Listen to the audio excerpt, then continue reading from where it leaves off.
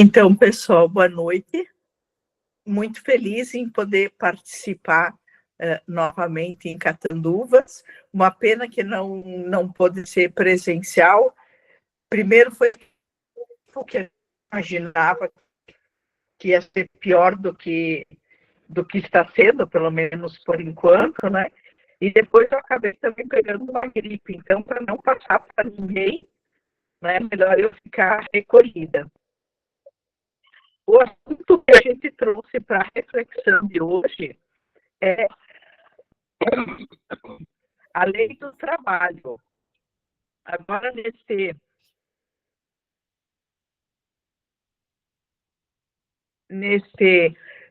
mês que encerrou na semana passada, nós tivemos no início a comemoração do Dia do Trabalho, do Trabalhador, e aí nos ocorreu de fazermos essa reflexão. A nossa fala, então, ela está baseada na terceira parte do Livro dos Espíritos, né? Também capítulo 3. E nós vamos falar um pouquinho sobre a necessidade do trabalho e sobre o limite do trabalho, o descanso, né? O repouso que todos nós precisamos. Nós começamos, então, com a questão 674 do Livro dos Espíritos, em que Allan Kardec perguntou: a necessidade do trabalho é lei da natureza?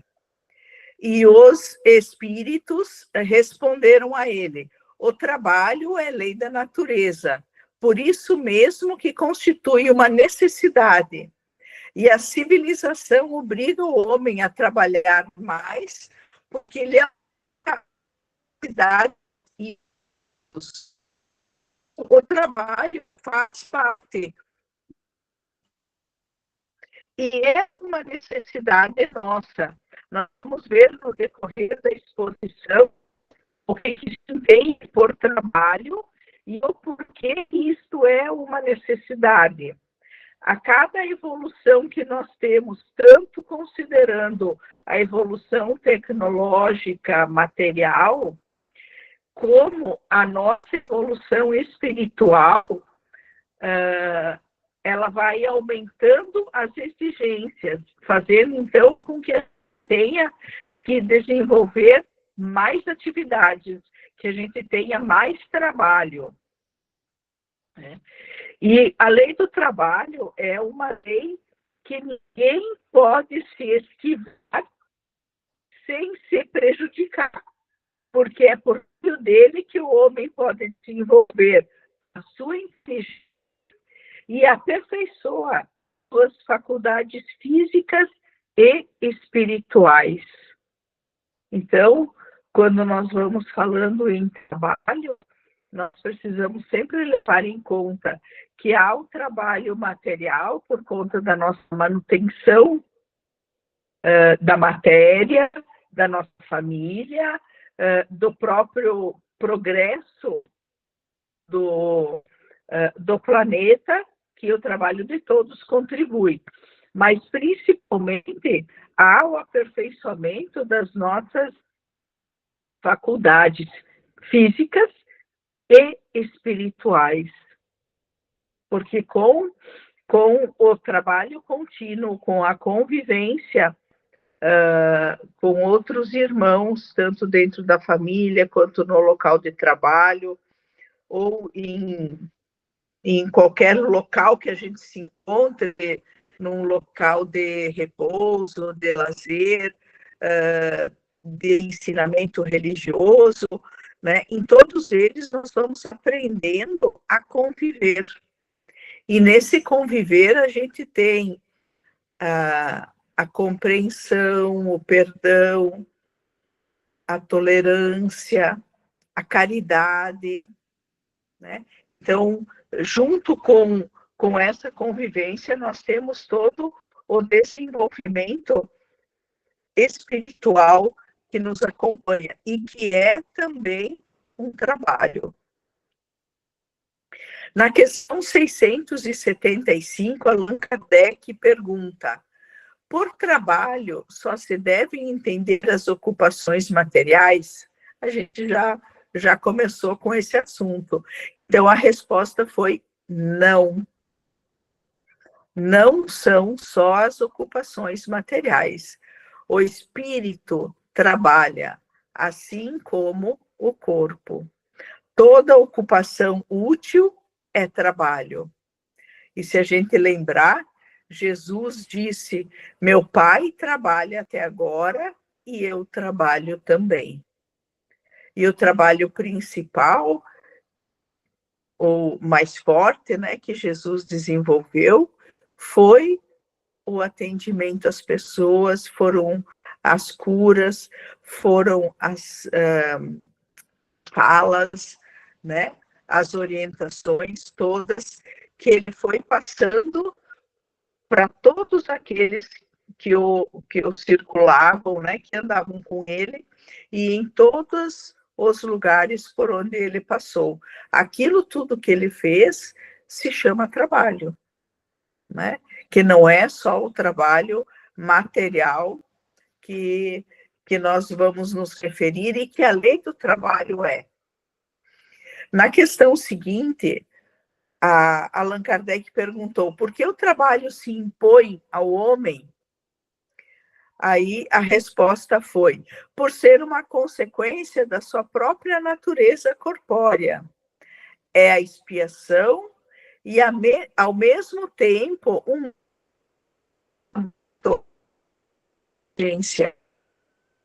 trabalho, o homem permanece na infância, por alimento, a sua segurança e o seu bem-estar dependem do seu trabalho e da sua atividade. Então, vejam só. A primeira fala é expiação e, ao mesmo tempo, aperfeiçoamento da sua inteligência. Então, o que é a expiação? Todo o nosso trabalho, todas as situações pelas quais a gente passa, são situações de aprendizado que nós precisamos ter, de situações que em outras existências deixamos pendente, e o aprimoramento da nossa inteligência. Logo na sequência diz: o homem permaneceria sempre na infância quanto à inteligência, se não trabalhasse. Então, nós não nos desenvolveríamos tanto na inteligência quanto espiritualmente se nós não tivéssemos o trabalho. Por isso é que, quando fomos criados, o alimento, a segurança, o bem-estar estão atrelados ao nosso trabalho, para que justamente a gente não deixe de executar, para não parar a nossa evolução. Né? E continuando a resposta, nos trouxeram ao extremamente fraco de corpo, outorgou Deus a inteligência como compensação, mas é sempre trabalho. Então, para quem não pode desenvolver um trabalho físico, né? Para quem tem alguma dificuldade, Deus otorgou a inteligência. Então, existem atividades que podem ser desenvolvidas sem o esforço físico. Né? Então, para atender às nossas necessidades de evolução, Deus nos criou, ora, com condições físicas para o trabalho que também envolve o esforço físico, como também no momento em que nós não temos esse esforço, essa condição física, nós temos a inteligência, que também desenvolve daí os seus trabalhos. Então, a depuração do espírito é alcançada pelo trabalho. Então, quando os espíritos responderam, o homem permaneceria sempre na infância quanto à inteligência se não trabalhasse, nós temos a questão da evolução. Então, só conseguimos fazer essa evolução através do trabalho. A evolução toda se processa pelo trabalho. Por isso, o trabalho é uma necessidade, um meio de desenvolver a nossa inteligência e uma forma de participar da obra de Deus, né? Quando nós nos colocamos a serviço, tanto no serviço de desenvolvimento espiritual, quanto no trabalho nosso de manutenção material, nós estamos colaborando com a obra de Deus.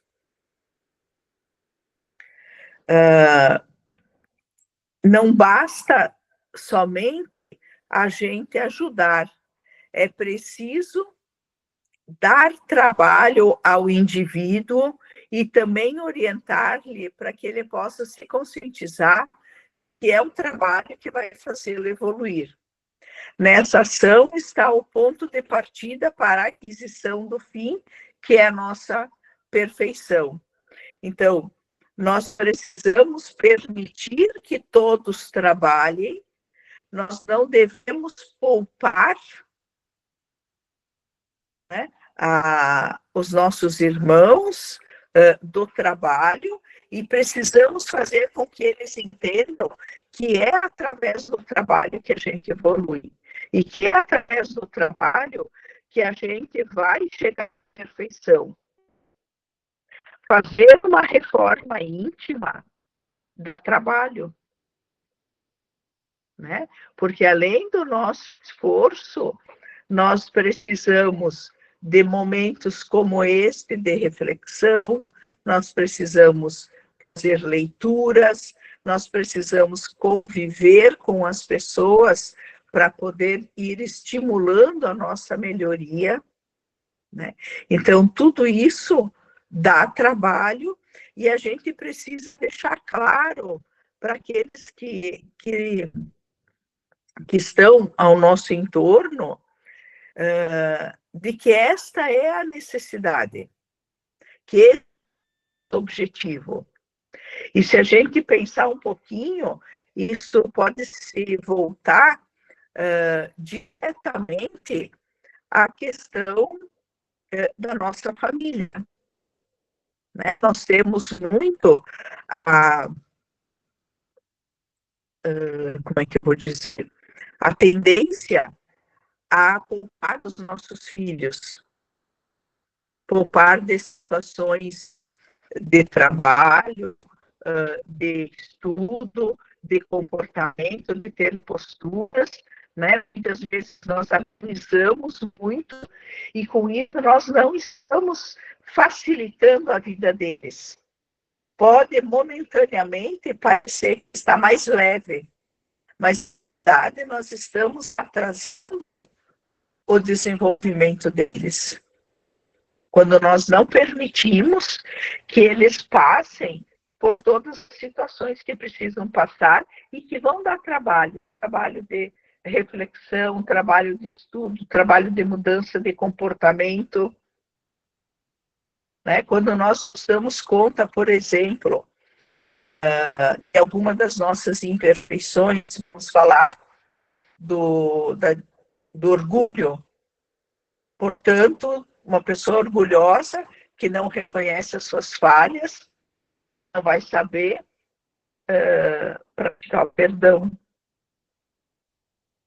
Dá bastante trabalho a gente se policiar para se conseguir identificar as nossas atitudes de orgulho, para controlar, para poder entender e aí começar a perceber que nem sempre nós estamos certos. Aliás, a gente peca bastante, né? A gente erra bastante e a gente precisa aprender a perdoar, né? porque assim como nós erramos, os nossos irmãos também erram com a gente. Então, isso tudo dá trabalho. E quando a gente não permite que esse caminho todo seja traçado, a gente atrasa o desenvolvimento dos nossos queridos, né? Infelizmente.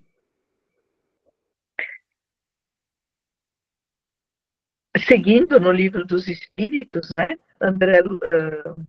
Allan Kardec perguntou: por que prover a natureza por si mesma a todas as necessidades dos animais? A gente sempre tem aquilo de falar, né? Os animais não trabalham e tenha o alimento garantido.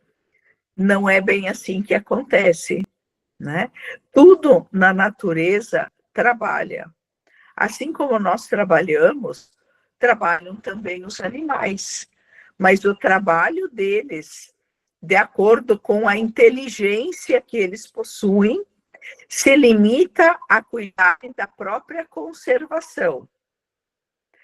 Daí vem o que do homem visa um duplo fim: a conservação do corpo e o desenvolvimento da faculdade de pensar, que também é uma necessidade, o eleva acima de si mesmo. Mas quando a gente fala, então, dos animais, o trabalho deles é a própria conservação. O nosso é a conservação, mas também o desenvolvimento das nossas faculdades mentais e de inteligência. Quando a gente fala que o trabalho dos animais se volta a cuidarem da própria conservação, refiro-me, palavras dos espíritos, a André Luiz, ao objetivo com que trabalham. Então, vamos analisar.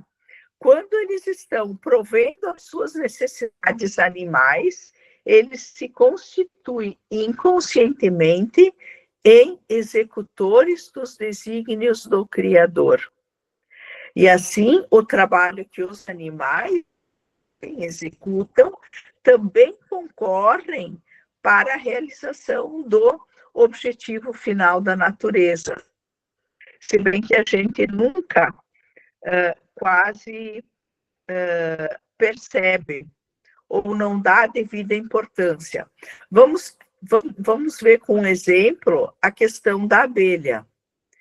Quando ela trabalha pela sua conservação, ela passa pelas flores, colhendo o pólen, que é a sua alimentação. Quando ela mergulha na flor, ela se enche de pólen. E no caminho até a colmeia, ela vai perdendo.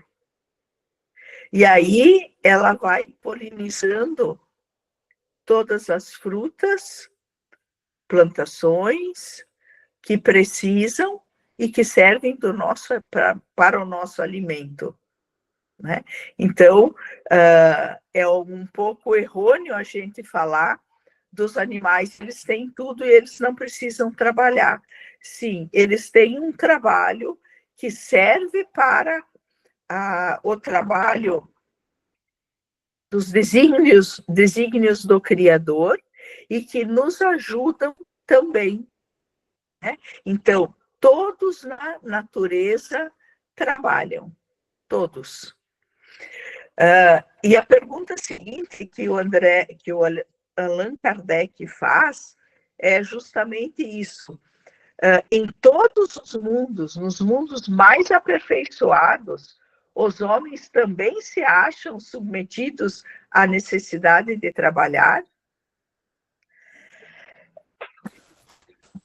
E a resposta é: a natureza do trabalho está em relação direta com a natureza das necessidades.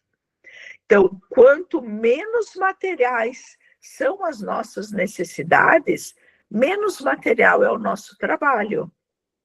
Mas aí a gente não pode concluir que o homem vai se conservar inativo, inútil, quando avançar mais na sua evolução. A ociosidade, ela ia ser um suplício, ao invés de ser um benefício.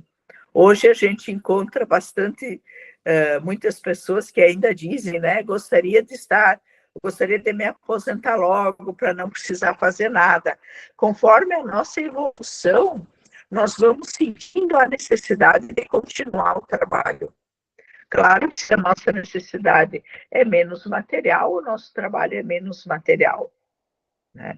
E aí a gente pode ver, lembrar, por exemplo, no livro Nosso Lar, o André Luiz o tempo todo estava muito ansioso para poder trabalhar.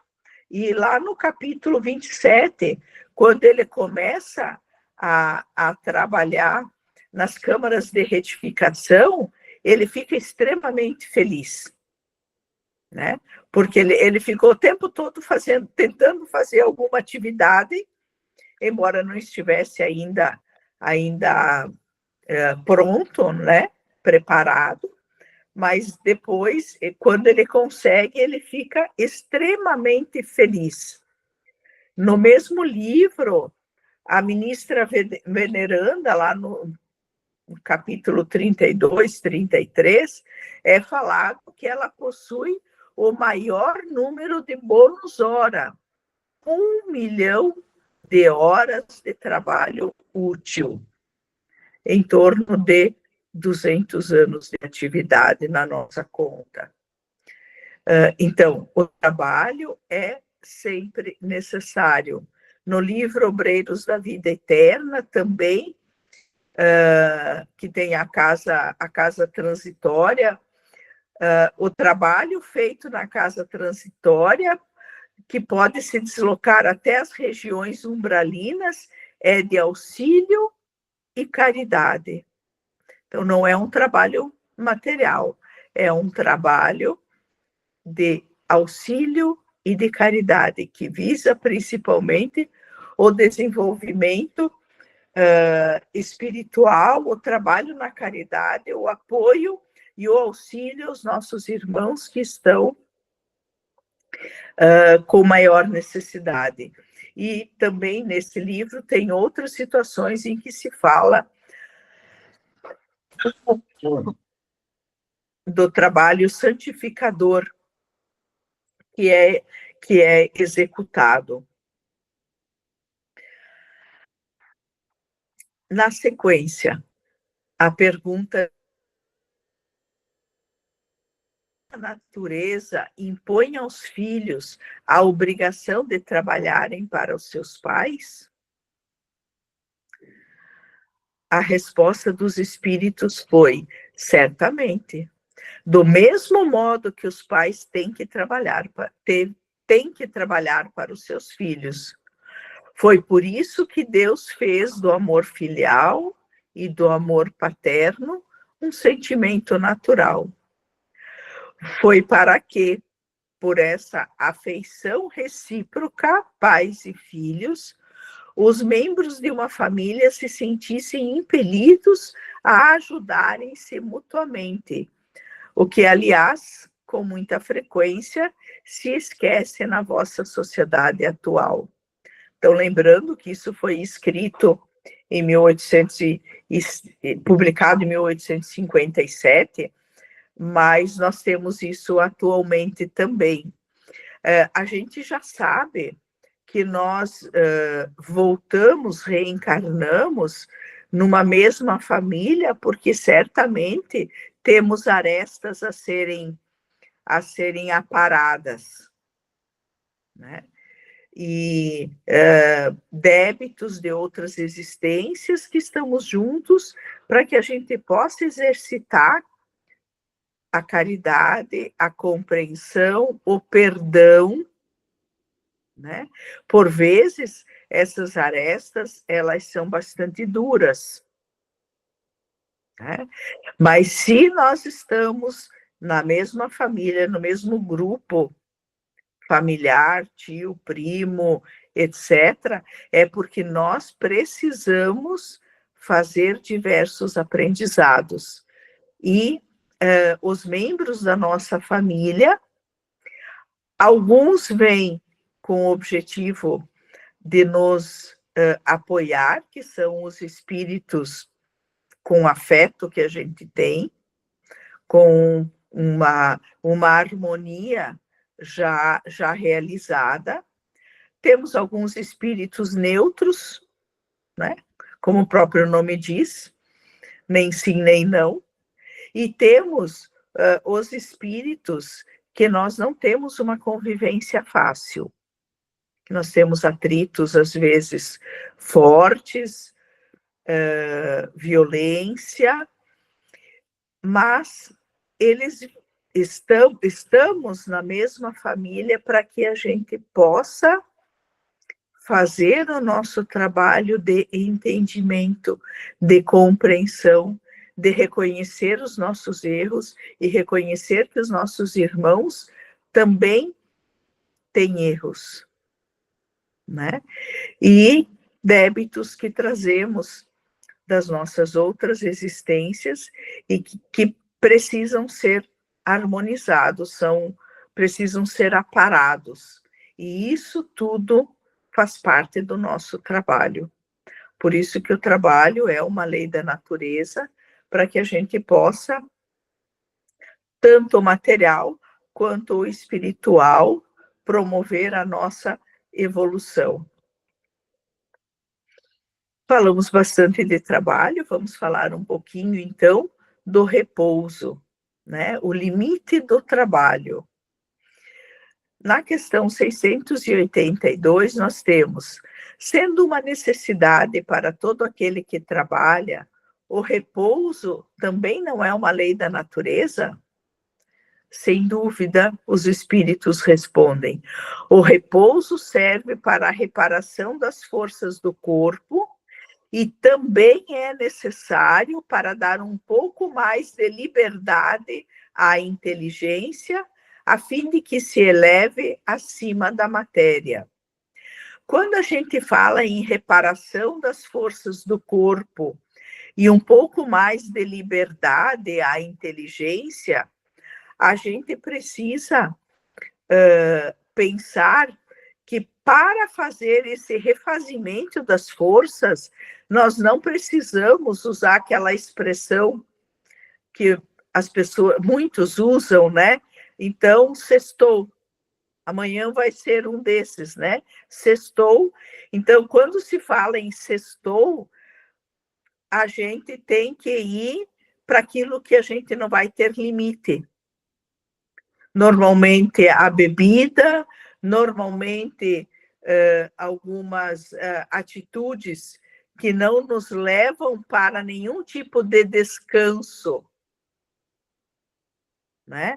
Então, é festa, bebidas, excesso de comida, não se dorme, isso não é repouso, isso não é refazimento de forças.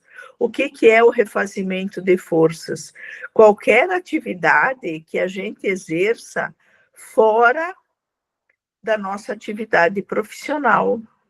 Então, eu posso fazer atividades manuais, fazer crochê, pintura, escultura, tocar algum instrumento musical, fazer leituras, meditação, mexer nas flores, cozinhar. Todas essas atividades, elas nos recompõem porque nós estaremos fazendo coisas que gostamos e que são diferentes da nossa atividade profissional. Então, elas repõem pela própria energia positiva nossa de gostar de flores, por exemplo, mexer, trocar de vaso, coloca numa mesa, tira da mesa, coloca em outro lugar, né? Então, isso tudo nos conduz ao refazimento das nossas forças e também permite que, nesses momentos, a nossa inteligência tenha mais liberdade de pensar Quantas ideias boas a gente tem quando a gente está fazendo uma dessas atividades, quando a gente está assistindo um filme construtivo, ouvindo música, a gente viaja e a nossa inteligência vai se desenvolvendo mais. E isso repõe as nossas forças. Né? Não é nenhuma pregação contra ir numa festa, etc., né? Não é isso.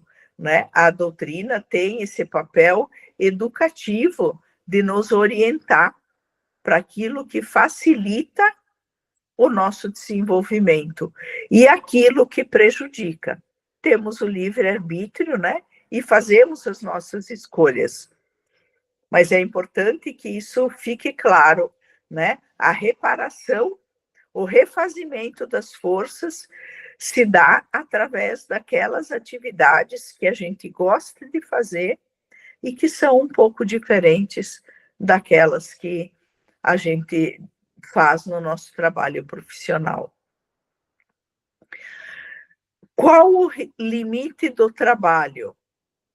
E os espíritos respondem: o limite do trabalho é o limite das nossas forças. Então, a esse respeito, Deus deixa inteiramente livre ao homem. Né? Quanto que eu consigo trabalhar? É o limite da minha força. Né? Tem momentos que nós estamos mais preparados, vamos dizer assim, e outros momentos menos. Precisamos fazer esse respeito. O que se deve pensar dos que abusam de sua autoridade, impondo aos seus inferiores excessivo trabalho? Isto é uma das piores ações. Todo aquele que tem o poder de mandar é responsável pelo excesso de trabalho que impõe a seus inferiores, porquanto, assim fazendo, transgride a lei de Deus. A gente sabe disso, né? Toda vez que nós nos dirigirmos aos nossos irmãos com desrespeito, ultrapassando aquilo que foi combinado, não cumprindo aquilo que foi combinado, nós estamos transgredindo uma lei. Quando a gente transgride a lei, a gente está fazendo uma semeadura que em algum momento nós vamos colher. Né? Então, todas as escolhas que a gente faz são semeaduras. E a colheita vem. Em algum momento a colheita vem. Então, quanto melhor puder ser a nossa semeadura, melhor será a nossa colheita. Tem o homem o direito de repousar na velhice? Sim, tem o direito, embora a nada é obrigado, senão de acordo com suas forças. Né? Então, da mesma forma como o limite do trabalho é o limite das nossas forças, na velhice, na terceira idade, também temos o direito de descansar, mas, de acordo com as nossas forças, continuamos em atividade ou não, atividade física profissional, né? A nossa outra atividade de caridade, de auxílio ao próximo, ela pode continuar sempre, né? Porque não tem tanta dependência da nossa força física, né? Uma conversa, um apoio, um atendimento fraterno, prece, né? Podemos fazer quando as forças já não nos são as mesmas. O que há de fazer o velho que precisa trabalhar para viver e não pode? O forte deve trabalhar para o fraco. Não tendo este família, a sociedade deve fazer as vezes da família. É a lei da caridade. Então, isso a gente vê com bastante frequência, né, de pessoas de mais idade que não conseguem se sustentar com o seu benefício, com o que restou, né, da sua economia, e que precisariam trabalhar, mas que não dispõem mais de força, né? Se não tem família, a sociedade, os irmãos devem fazer esse sustento. Já estamos encerrando, né? Mas temos uma fala aqui que resume bastante o nosso compromisso. Há um elemento que não se costuma fazer pesar na balança e sem o qual a ciência econômica não passa de uma simples teoria. Esse elemento é a educação. Não a educação intelectual, mas a educação moral. Nós não nos referimos, porém, à educação moral dos livros, e sim àquela educação que consiste em formar o caráter, aquela educação que incute hábitos, porque a educação é o conjunto dos hábitos adquiridos. Considerando-se a aluvião de indivíduos que todos os dias são lançados na torrente da população, sem princípios, sem freio e entregues aos seus próprios instintos, serão de espantar das consequências desastrosas que daí decorrem. Então, quanto menos se trabalhar nos hábitos, no caráter dos nossos irmãos que estão sendo lançados à população, que estão encarnando todos os dias, quanto menos trabalho tivermos em trabalhar a educação moral, menos devemos nos espantar das consequências desastrosas, porque aí nós não teremos irmãos preocupados com o bem-estar dos demais, com a caridade, com o desenvolvimento das nossas virtudes, com o aperfeiçoamento das nossas virtudes e com o enfraquecimento das nossas imperfeições. Quando essa arte da educação for conhecida, compreendida e divulgada, o homem terá no mundo hábitos de ordem e de previdência para consigo mesmo e para com os seus. De respeito a tudo o que é respeitável. Hábitos que permitirão atravessar menos penosamente os maus dias inevitáveis. Quanto menos nós trabalharmos nas nossas imperfeições, em diminuir, né, mais difícil fica para que a gente possa enfrentar as dificuldades do nosso dia a dia. A desordem e a imprevidência são duas chagas que só uma educação bem entendida pode curar. Este é o ponto de partida, o elemento real do bem-estar, o penhor da segurança de todos. Então, lembremos sempre que Deus a todos ampara, mas a caminhada, os passos, a busca é por nossa conta. É preciso trabalho para alcançar o fruto desejado, principalmente os frutos que saciam a sede da alma. Nós somos o Criador, ou os criadores, do nosso próprio destino. É preciso saber o que a gente busca e qual porta a gente deseja entrar. A nossa vontade e o nosso trabalho é que nos conduzirá aonde nós queremos chegar.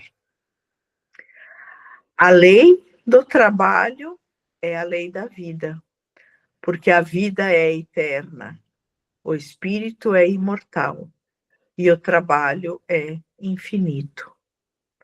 Muito obrigada pela atenção, desejo uma boa noite a todos.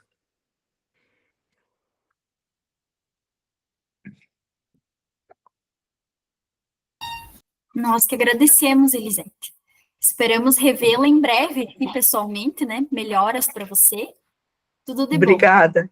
Obrigada a você. Até mais. Até.